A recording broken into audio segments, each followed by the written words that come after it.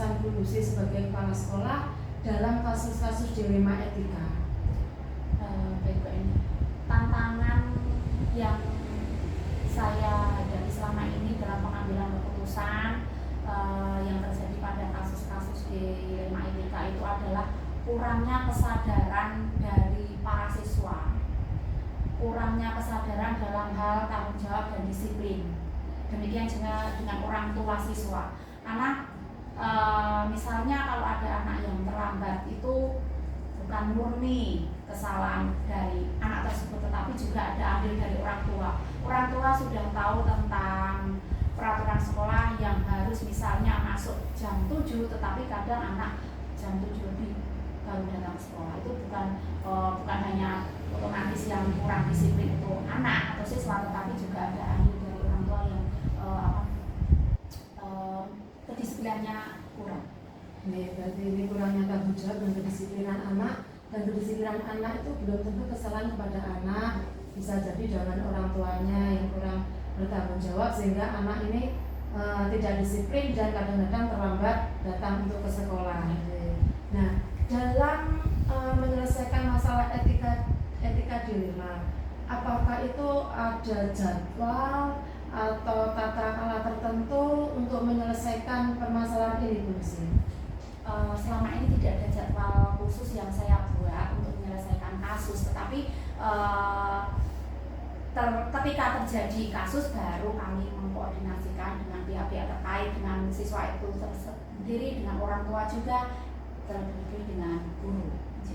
Berarti tidak ada jadwal khusus, ada masalah langsung segera diatasi. Iya, betul. Ya. Terus dari masalah kasus-kasus ini, apakah ada seseorang atau faktor-faktor yang mempermudah atau membantu Bu Lucy dalam mengambil keputusan untuk menyelesaikan kasus tersebut, Bu Lucy?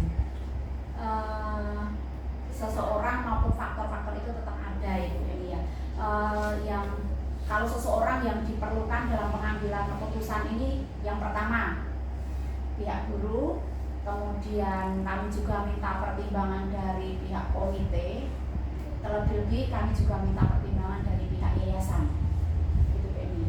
Berarti faktor yang mendukung atau siapa yang mendukung untuk membantu dalam pengambilan keputusan itu intinya garis besarnya ada 3, dari pihak guru, dari pihak komite, dan juga dari pihak yayasan.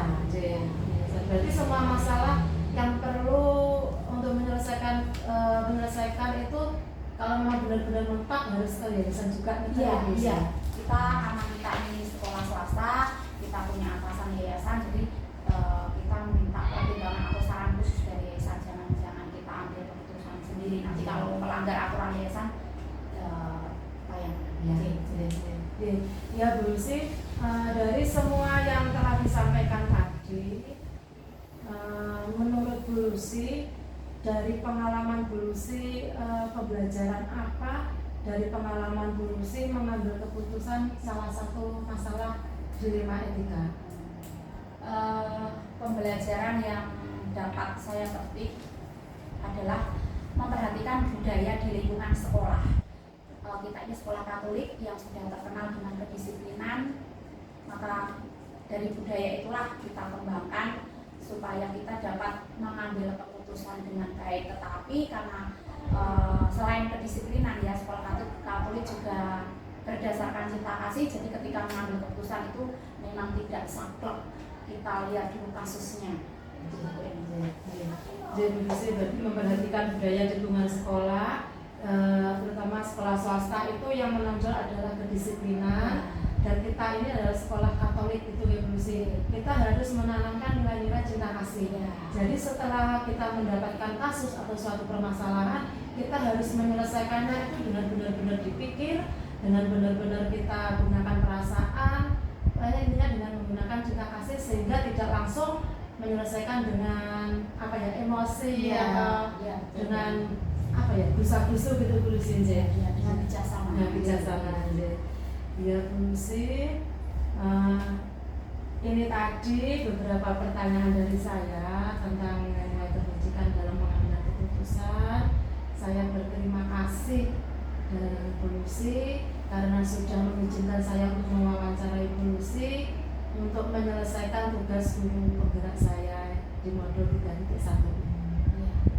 Terima kasih Bu Lucy, saya ucapkan selamat siang Bu Lucy. Selamat siang Bu Eni, sama-sama, semoga sukses untuk CGD-nya. Amin, terima kasih Bu Lucy. Erika, Selamat siang Bu Eni. maaf siang ini saya mengganggu waktunya Bu Erika. Tidak apa-apa Bu Eni, kebetulan kita sudah pulang. Ya, Bu Erika, saya mau minta waktunya sedikit untuk saya bisa mewawancarai Bu Erika sebagai Kepala Sekolah TKK Budi Luhur, yang dimana ini sebagai salah satu tugas saya dalam mengikuti guru penggerak angkatan 11 itu. Di sini nanti tugas ini ada di modul 3.1 tentang pengambilan keputusan berbasis nilai-nilai kebajikan sebagai seorang pemimpin. Di sini nanti saya hanya membutuhkan waktu mungkin 10-15 menit dan saya di sini sudah menyiapkan beberapa pertanyaan yang ingin saya sampaikan kepada Bu Erika sebagai kepala sekolah. Bu Erika, sebelum saya mulai menyampaikan beberapa pertanyaan saya ingin tahu Bu Erika di sini itu menjadi kepala sekolah sudah berapa tahun ya Bu? Saya di sini kurang lebih sudah 2 tahun Bu. Kami di Yayasan Kabel ini kan pasti ada pergantian kepala sekolah untuk satu periodenya itu 3 tahun. Jadi saya sudah hampir 2 tahun di sini. Oh iya, tapi sebagai kepala sekolah di yayasan itu pasti ada rollingan gitu Bu, Iya. ya. Selama 3 tahun sekali Pasti ada kan. pasti JKT. Kalau ada, kalau enggak tetap Bu Erika ya. Iya. Iya. Bu Erika sebagai kepala sekolah selama 2 tahun ini pasti pernah mengalami adanya suatu masalah, adanya suatu kasus dan suatu situasi yang mungkin membuat situasi yang baik ataupun yang bagaimana itu dari murid, dari guru, bahkan dari wali murid sendiri. Nah, dalam situasi atau kasus itu mungkin bisa menjadi dilema bagi Bu Erika, bahkan bisa menjadi suatu rujukan moral gitu ya. Mungkin Bu Erika pernah mengalami suatu kasus atau situasi seperti itu? Ya, tentunya pasti ya, Bu. Pasti ya. ada. Entah itu dari wali murid, dari murid sendiri, bahkan dari rekan kerja kita sendiri pasti kita mengalami. Pasti ada masalah situasi ini. Dan selama ini untuk mengatasi atau mengidentifikasi kasus-kasus tersebut, kasus itu merupakan dilema etika atau rujukan moral. Bagaimana Bu Erika bisa mengidentifikasinya, Bu? Mungkin kalau saya ya Bu, karena saya juga pengalaman saya sebagai kepala sekolah juga belum banyak, untuk lebih jelasnya biar kita tahu sebenarnya masalah apa yang kita hadapi, itu saya berusaha untuk mengidentifikasi terlebih dahulu. Jadi masalahnya itu apa, kemudian siapa saja yang terlibat di sana, saya berusaha untuk mengkonfirmasi dengan mereka. Jadi misalkan kalau ada konflik antara rekan kerja itu kan pasti tidak mungkin kan suasana kerja yang enak tiba-tiba terus muram, itu pasti ada masalah. Itu saya berusaha cari dulu, kita identifikasi dulu masalahnya apa, kemudian saya panggil satu persatu untuk mengetahui sebenarnya apa yang terjadi. Nah, setelah saya mengetahui dari kedua belah pihak, jadi saya memanggilnya itu tidak langsung kedua belah pihak saya panggil, tapi saya berusaha untuk mengkonfirmasi satu persatu. Nah, pasti dari dua pihak ini saya bisa menyimpulkan mana yang masalah yang benar-benar terjadi, sehingga dari situ kita bisa memutuskan langkah apa yang akan kita ambil. Nah, jadi sebelum saya melakukan tindak lanjut pasti mengidentifikasi, kemudian saya mengkonfirmasi, lalu kemudian saya cross check juga masalah-masalah yang sebenarnya itu. Nah, nanti ketika hal itu tidak misalkan tidak menemukan titik terang atau titik temu itu harus saya nanti akan mengadakan musyawarah. Jadi nanti persoalan ini akan saya bawa bersama-sama dengan guru yang lain, karena kan kita rekan ya Bu, rekan itu kan satu tim ya. Jadi kan lebih nyaman apabila bisa kita sharing bersama, kita cari solusi bersama. Menurut saya sih itu yang akan saya lakukan. Berarti tadi gurunya mungkin ada guru yang satu dengan lainnya kurang itu, akhirnya dipanggil satu-satu dulu untuk mengetahui permasalahannya apa. Jadi tidak hanya mendengar dari satu pihak gitu ya. Berarti itu yang memang memang yang harus dilakukan oleh kepala sekolah untuk bijaksanaannya gitu. Karena kan nanti kalau kita panggil berbarengan, malah nggak selesai itu nanti tidak mau mengalah juga pastinya itu. Terus untuk menjalankan sebuah pengambilan keputusan di sekolah, terutama untuk kasus-kasus yang dimana ada dua kepentingan yang sama-sama benar atau sama-sama mengandung nilai kebajikan, langkah yang Ibu lakukan itu seperti apa? Yang saya lakukan ya pastinya ya, karena saya di sini kan sebenarnya juga kepala sekolah sebagai mediator dan manajer, pasti saya juga akan mengajak guru-guru yang ada itu untuk berdiskusi. Tapi kan untuk guru TK ini nggak banyak, hanya 5-6 orang. Jadi dari hasil diskusi ini mungkin kan kita bisa mendapatkan informasi dan juga solusi. Karena kan meskipun hanya sedikit, tapi kita tuh usianya kan beragam. Jadi ada yang masih muda, medium, sama yang sudah sepuh hampir pensiun kan ada semua. Jadi pasti dari beberapa rekan kerja ini pasti punya solusi yang pastinya juga berbeda-beda. Jadi saya akan musyawarahkan dulu, kita mencari solusi bersama. Berarti dibicarakan secara bersama kan ya? Iya. Terus langkah atau prosedur seperti apa yang bisa dilakukan Bu Erika selama ini tentang beberapa masalah? Untuk ketika ada masalah itu ya pastinya saya akan mengecek dulu apa permasalahannya. Nah kita dari situ kan kita bisa tahu masalah, misalkan untuk masalah internal yang bisa kita atasi, mungkin kita bisa lakukan secara internal juga, tidak perlu melibatkan yayasan seperti itu. Kemudian kita juga menentukan pihak mana saja yang terkait dari dalam permasalahan tersebut. Nah lalu setelah itu kita diskusikan dengan para guru. Nah jika menyangkut kepentingan sekolah secara umum, kita bisa menentukan keputusan itu, karena kan kita semua kan warga sekolah ya Bu, jadi punya tanggung jawab moral di sana. Ya pastinya kan kita punya tanggung jawab untuk menjaga sekolah kita juga.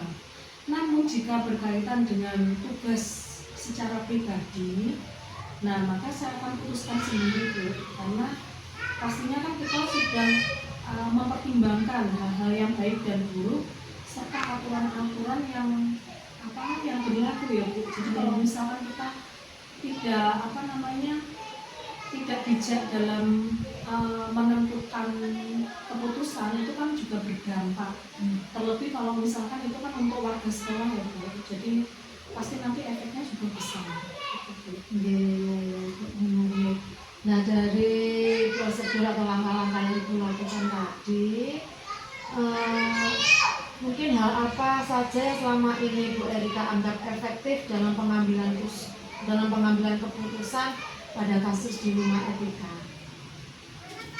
Ya dilema itu pasti ya. Ketika ada masalah itu kan kita dihadapkan sama berbagai solusi yang menurut kita itu pasti baik. Nah tapi lebih daripada itu kan pasti kita juga punya cara yang saya gunakan itu biasanya ya pasti berdiskusi dulu dengan pihak yang terkait dengan permasalahan itu, karena kita harus tahu secara personal.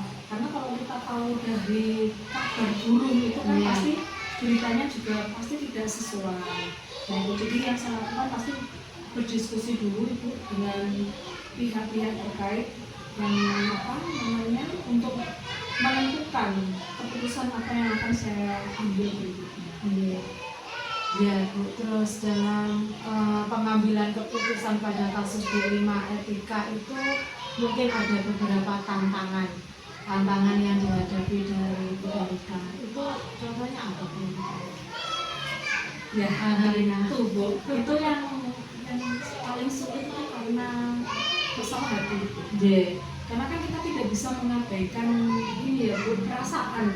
Iya. Jadi ketika kita berhadapan dengan itu kan pasti ada rasa iba. Nah, tapi di sisi lain kita kan sekolah Katolik ya Bu. Kalau sekolah Katolik itu kan pasti yang diutamakan adalah moral. Nah, apabila itu bertentangan dengan nilai moral, itu kan juga tidak sesuai dengan nilai yang kita ambil sebagai sekolah Katolik. Nah, jadi mau tidak mau, berani tidak berani, kita harus tegas di situ. Jadi bukan menjadi manusia yang tidak punya hati, tapi kita juga apa ya, harus berani lah. Intinya kita berani memutuskan meskipun itu juga ada rasa kasihan, rasa prihatin, tapi mau tidak mau ya memang salah satu keputusan paling berat ya di masalah hati itu. Ya, berarti itu dilema kita ya Bu. Dilema, ya, Antara perasaan dan mungkin aturan atau ketentuan yang berlaku di yayasan, antara teman Iya. dan mungkin ada beberapa kriteria yang tidak pas dan yang harus kita tegakkan di situ. Iya. Berarti ini seperti apa ya? Kalau di sekolah ya harus kita lakukan seperti ini, Iya. teman ya teman, tapi harus disesuaikan profesionalitas Iya. kita sebagai guru gitu. Iya. Ya. Jadi kalau misalkan ada apa pengambilan keputusan misalkan ini sudah tidak sesuai dan bertentangan, sedangkan di aturan yayasan juga aturan moralnya itu juga mau nggak mau beliaunya harus mendapatkan ST, ya mau tidak mau saya sebagai pimpinan kan harus memutuskan hal tersebut. Meskipun hati nurani kita Iya, jadi betul. kasihan tapi Kasihan, itu karena kita teman sendiri ya, iya, Bu. tapi memang itu harus diharuskan karena Iya. sangat kebijakan dan sudah sesuai dengan aturannya gitu. Terus mungkin apakah ada Bu Erika punya jadwal atau skala tertentu dalam menyelesaikan kasus D5 etika? Apa Bu Erika langsung menyelesaikannya dalam bentuk prosedur apa yang Bu Erika jalankan? Ada jadwal atau waktu apa?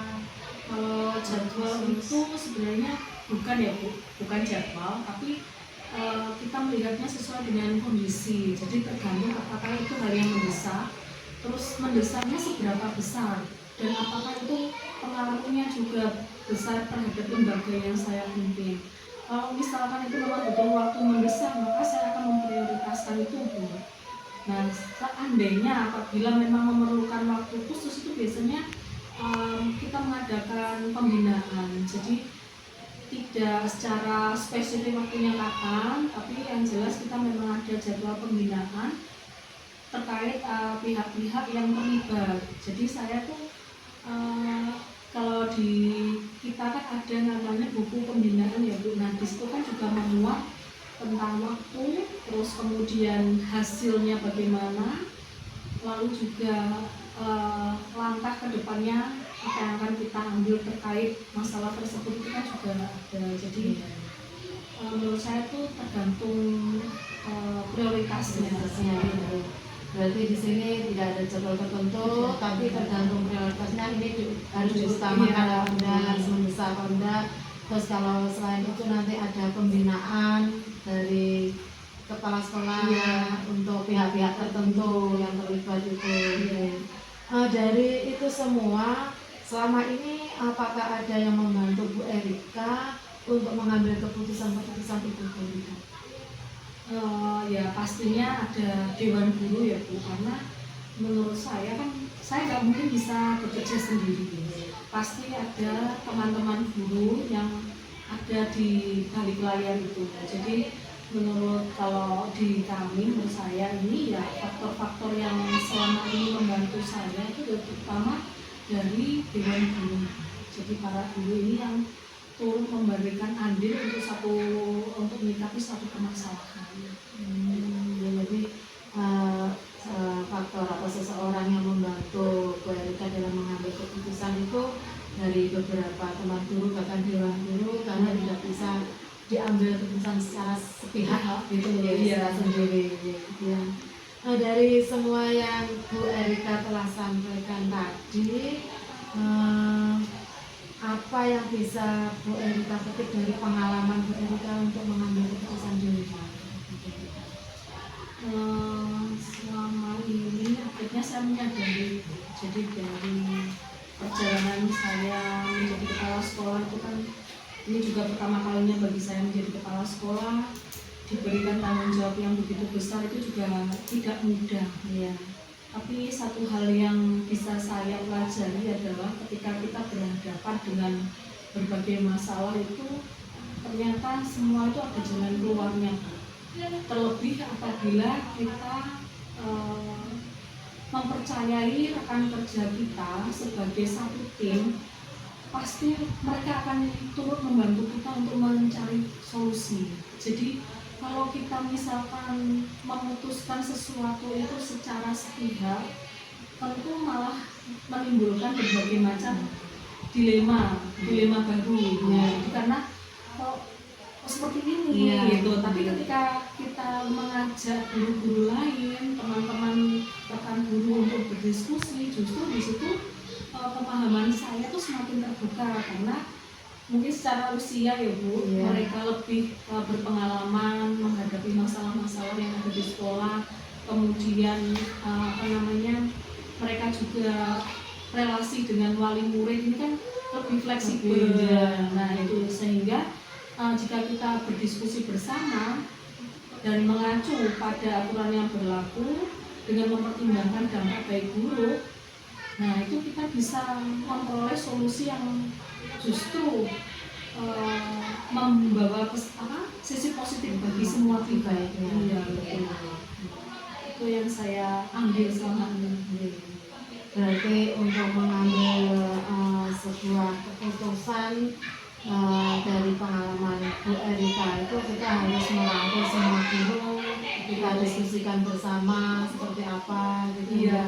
Ternyata itu justru poin penting ya, di situ. jadi mereka kita diajak ngobrol bareng, diajak menyelesaikan, jadi tidak kok diputusnya sendiri, kami sendiri, tidak seperti itu. Iya, itu kan memang harus adanya kolaborasi antara guru, dewan guru, begitu. Ya Bu Erika, terima kasih sudah diberi kesempatan untuk mewawancarai Bu Erika, mengambil waktunya Bu Erika waktu istirahat ini. Terima kasih juga Bu Eni, ini jadi semakin memperkaya Bu Eni. Jadi saya semakin bisa melihat diri saya ini secara lebih positif gitu Bu Eni. Ternyata hal-hal yang saya takutkan itu ternyata tidak terjadi gitu. Ketika kita bisa bekerja sama dengan orang lain. Betul. Setuju saya di hal lainnya Bu Eni. Ya, ternyata itu ya Bu Eni. Iya, jadi harus kolaborasi dengan teman gitu. Dengan sesama guru. Ya Bu Erika, terima kasih sudah membantu tugas saya. Sama-sama. Semoga Bu Erika sehat, semangat selalu menjalankan tugasnya sebagai kepala sekolah, terutama untuk mendidik, mendampingi anak-anak TK yang masih kecil-kecil, penuh kesabaran. Bu Erika luar biasa. Terima kasih banyak Bu Eni. Terima kasih Bu Erika. Selamat siang.